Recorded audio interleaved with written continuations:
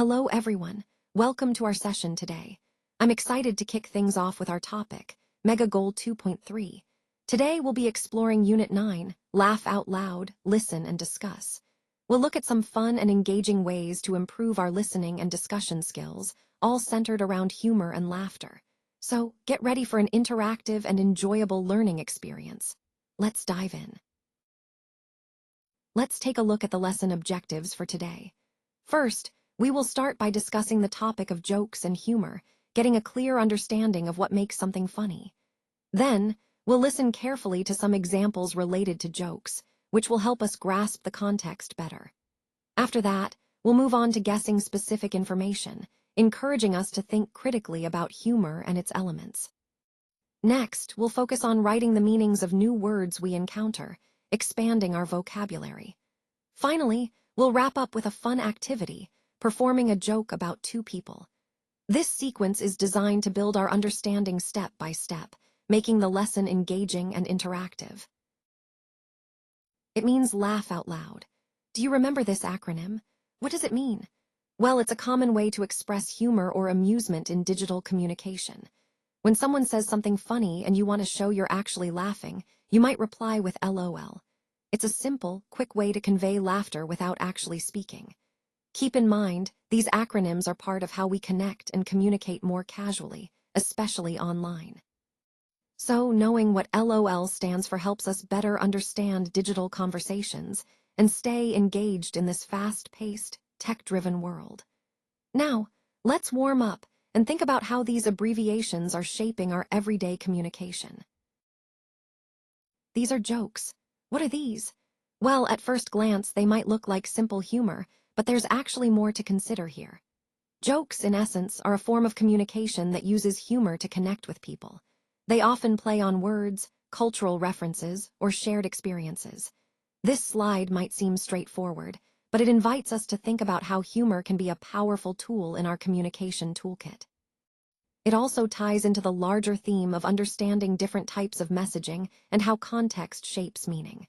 So, when we see these jokes, we should ask ourselves, what makes them funny? Why do they resonate with certain audiences? And how can we use humor effectively in our own interactions? All right, let's start with our warm-up. Today, I want to talk about jokes. A joke, in simple terms, is something said or done to make people laugh. It could be a funny story, a witty remark, or a clever punchline. The key idea here is that jokes are meant to bring joy and lighten the mood. When we think about jokes, it's important to remember that humor connects us, breaks the ice, and helps us communicate more effectively. In the context of our overall presentation theme, effective communication, using humor appropriately can really make a difference. So, as we move forward, keep in mind that a well-timed joke can engage your audience and create a positive atmosphere. That's why understanding what makes something funny is a useful skill in both personal and professional interactions. Let's take a moment to think about what makes a joke funny. Is it the surprise element, the delivery, or maybe the relatability? Often, humor connects with us because it taps into shared experiences or unexpected twists. Now, I want you to consider the funniest joke you know. Think about what makes it stand out. Maybe it's the punchline, the timing, or how it resonates with your sense of humor. Next, reflect on a TV show or comedian that makes you laugh the most. What is it about their style or content that hits home for you? Is it their storytelling, their comedic timing, or the topics they choose? Understanding these elements helps us see what makes humor effective and engaging. Remember, humor is a powerful tool not just for entertainment, but for connecting with others and making our messages more memorable. So, as we continue, think about how these aspects of humor can be incorporated into our communication to make it more impactful. Let's take a closer look at these animals. Penguins, a parrot, a cat, and a mouse, and then a snail, a grasshopper, and a centipede. Now, what do these animals have in common? Well, they're all subjects of jokes or funny stories, but the key point here is understanding what makes these animals funny or interesting in humor. For example, penguins are often portrayed as cute and clumsy, which makes for charming jokes. Parrots are known for their ability to mimic speech, leading to humorous situations. The cat and mouse are classic characters in many cartoons and stories, often involved in playful or mischievous scenarios. And lastly, the snail, grasshopper, and centipede are insects and creatures that pop up in jokes because of their unique characteristics: speed, number of legs, or slow movement. Connecting this to our overall theme, these animals are examples of how humor can be built around different creatures based on their traits or behaviors. It's a reminder that animals, whether real or anthropomorphized, serve as great tools for creating engaging and funny stories. So, when you think about jokes involving animals, consider what traits or characteristics make them funny or memorable. By speaking a dog's language, animals can communicate more effectively and even influence each other's behavior. In this case, let's consider how the mouse managed to scare the cat. The mouse didn't rely on loud noises or aggressive gestures. Instead, it used subtle signals that the cat could understand. This highlights the importance of nonverbal communication in the animal kingdom. When the mouse spoke in a way that the cat recognized as a warning or threat, it triggered a reaction, causing the cat to become scared and retreat. This example ties back to our overall theme. Understanding and utilizing animal communication can reveal surprising and powerful interactions. It reminds us that sometimes, speaking the language of another species opens doors to new insights and strategies. So why was the woman truly amazed? Well, it all comes down to the fact that the parrot understood the lecture. This wasn't just about a bird making sounds or mimicking words. It actually grasped the content being discussed. It's a remarkable example of animal cognition and communication. This moment highlights how, with the right training and understanding, animals can sometimes go beyond our expectations. It ties back to our overall theme of understanding intelligence in different species and challenging the way we see animal learning capabilities. It reminds us that sometimes the boundaries we assume between humans and animals are more flexible than we think. So why was the truck driver so confused? Well, it all comes down to the fact that the man returned with the penguins. You see, the situation was unexpected and out of the ordinary, which made the driver question what was really happening. This confusion highlights how surprising events can disrupt our expectations and lead us to question the normal flow of things. It also ties back to the overall theme of the presentation, which is about how unexpected circumstances can challenge our perceptions and force us to think differently. So, in this case, the man's return with the penguins was the key factor that threw the driver off and made him confused.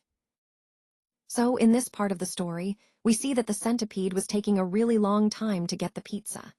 Now, why do you think that was causing some frustration? Well, it's because the grasshopper and the snail were getting annoyed. They were probably feeling a bit impatient, maybe even a little frustrated with how slow the centipede was moving. This highlights an important concept about patience and expectations. Sometimes, we get annoyed when things don't happen as quickly as we want, especially when others are taking longer than expected. This ties into our overall theme about understanding different paces and respecting each other's timing. It's a gentle reminder that everyone moves at their own speed, and sometimes, patience is key. Let's take a moment to reflect on the jokes we've encountered. First, which jokes did you understand? Think about the ones that made sense to you and why that was. Next, consider the jokes that weren't funny to you. What was it about them that didn't land? Was it the humor style, the context, or perhaps the language used? Now, on the flip side, which jokes did you find funny? What was it that made them resonate with you? Was it the punchline, the delivery, or maybe the relatability? Lastly, think about the jokes you didn't understand. Why did they confuse you? Was it due to cultural differences, language barriers, or unfamiliar references? These questions help us see how humor works across different contexts and why understanding your audience is so crucial for effective communication.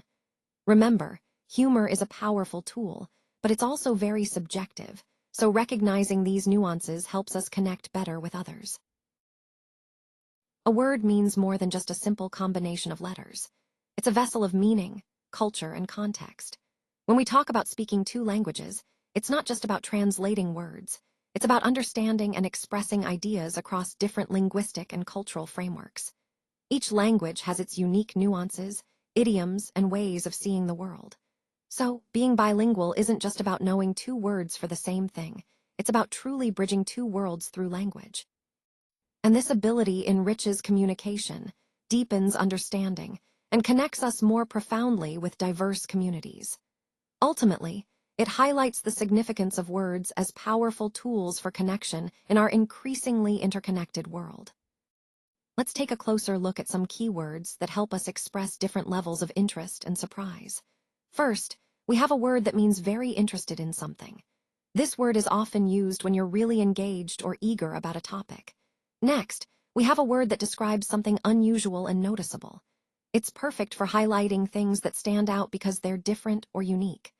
Lastly, there's a word that means amazed or very surprised. It's the kind of reaction you have when something unexpected happens and really catches your attention. Understanding these words helps us communicate our feelings more precisely and connect better with what we're describing, which ties back to the overall theme of expressing emotions and reactions effectively. When we talk about the word confused, we're referring to a state where someone feels uncertain or unsure about something. It's that moment when things don't quite make sense, and your mind is trying to piece everything together but struggles to do so.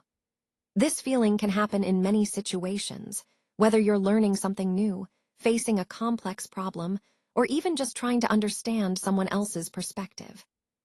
It's important to recognize confusion, because it often signals that we need more information or a different approach to clarify things. In the context of our overall theme, understanding confusion helps us see where people might need extra support or guidance. It's a natural part of learning and problem solving, and embracing it can actually lead to deeper understanding once we work through it. So, next time you feel confused, remember, it's just a sign that you're on the path to greater clarity. So, when we say a word means annoyed, we're really talking about that feeling of irritation or frustration that pops up when things don't go as expected. It's that small yet powerful emotion that can influence how we react and communicate. Understanding this helps us better recognize our own emotions and also those of others, which is essential for effective interaction. This concept ties into the overall theme of emotional awareness, reminding us that words carry emotional weight, and that knowing what they mean can improve our relationships and responses in various situations. Let's talk about culture and humor. Often, what makes people laugh is deeply rooted in their country's history and culture. Because of that, humor doesn't always translate directly across different regions. What one country finds funny, another might not. It's really fascinating how humor can be so culture-specific. And then there's the language aspect. Jokes often play with words, puns, and language nuances. This means that translating a joke from one language to another can be incredibly challenging, and sometimes even impossible to do effectively. So, when we're trying to communicate humor across cultures, we need to keep these differences in mind to avoid misunderstandings. Let's start with fascinated. When we encounter something truly remarkable or unexpected, it's natural to feel fascinated. It's that sense of wonder and curiosity that drives us to learn more. Next, irritated. Sometimes, despite our fascination, we might also feel irritated, maybe by misunderstandings or obstacles in communication. Recognizing these emotions helps us better navigate challenges. Moving on to puzzled. That's when things don't quite add up, and we're left trying to make sense of complex information or unfamiliar concepts. It's an important part of the learning process. Then we have remarkable. This word highlights moments or achievements that stand out as extraordinary. It's about recognizing the significance of what we're experiencing or learning. Astonished takes that a step further, being completely surprised by something extraordinary or impressive. Those moments often leave a lasting impression and motivate us to explore more. Finally, bilingual. This is a powerful skill that not only broadens our communication abilities, but also enhances our understanding of different cultures. Being bilingual connects to the overall theme of expanding our horizons and embracing diversity. Together, these words paint a vivid picture of the emotional and cognitive landscape, we navigate when engaging with new languages and ideas. They remind us that learning is a dynamic experience filled with wonder, challenges, and remarkable achievements. So what this slide is highlighting is that it's like saying cat and mouse are two different languages. It's a way of illustrating how different communication systems can be, kind of like how animals might speak, in ways we don't always understand. Then we see the parrot reacting to the lecture, almost as if he truly understood what was being said. It's fascinating because it suggests that some animals might be more perceptive than we give them credit for, almost as if they're engaging in a form of understanding. The owner's surprise that the parrot enjoyed the lecture, despite not liking the class, adds a humorous touch. It's funny to think about a parrot attending classes, something we wouldn't normally expect from a bird. It really makes us think about how animals can form preferences and reactions that mirror human behaviors. Next, the owner decided to take the penguins to the zoo for a visit instead of leaving them as mere exhibits. This shows a more compassionate approach, recognizing that animals are not just displays, but creatures with needs and personalities. It's a reminder of the importance of considering their well-being. And finally, the little note about the centipede taking a long time to put on shoes because of all its many legs. It's a humorous way to highlight how complexity can affect everyday tasks. Something that seems simple for us can be quite complicated for creatures with many limbs. All these points tie into the overall theme of understanding and respecting animal communication and behavior, emphasizing that there's often more beneath the surface than we initially see. All right, for your homework, please turn to Workbook page 309. You'll want to focus on Exercise A. This is a great opportunity to reinforce what we've covered today and apply it practically. Remember, practicing with these exercises helps solidify your understanding and prepares you for real-world application. So take your time, read each question carefully, and think about how the concepts we've discussed fit into these problems. Once you're done, you'll have a better grasp of the material and be ready to move forward confidently. Good luck, and I look forward to seeing your progress.